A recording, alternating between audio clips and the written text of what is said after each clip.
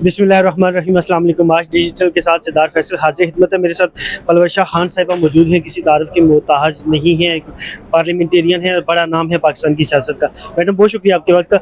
Madam मुझे ये बताइएगा कि जिस तरह से मामलात चले, इंडिया ने अटैक किया, उसके बाद पूरी कौम जो है वो मुस्तहकम हो गए, यौम शक्कर भी बनाया जा रहा है, तो कैसे इस मामले को सारा देखिए?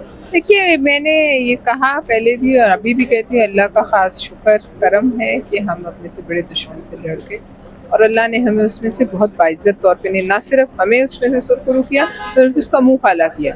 आज मोदी अपनी सियासी जो जनाजा है उसका वो निकल चुका है और वो अब इस अपने बैठे ज़ख़म चाट रहे हैं बहैसियत कौम, और हम अपने नामसाइद हालात, अपनी छोटा साइज़, अपनी मईशत के मसाइल के बावजूद अल्लाह ताला ने हमें 3 दिन में वो अजीम कामयाबी दी कि इंडिया जो है पूरी दुनिया में इस वक्त रुस्वा है।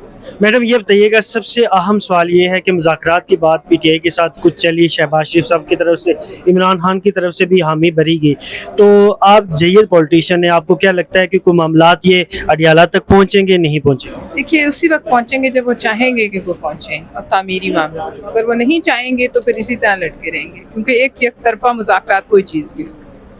क्यों मोदी की जो गवर्नमेंट है, मोदी का जो फाशिस्ट पूरा मीडिया है, वो भुट्टो ख़ानदान के ऊपर तनकीद क्यों करता है, इसकी वजह क्या है?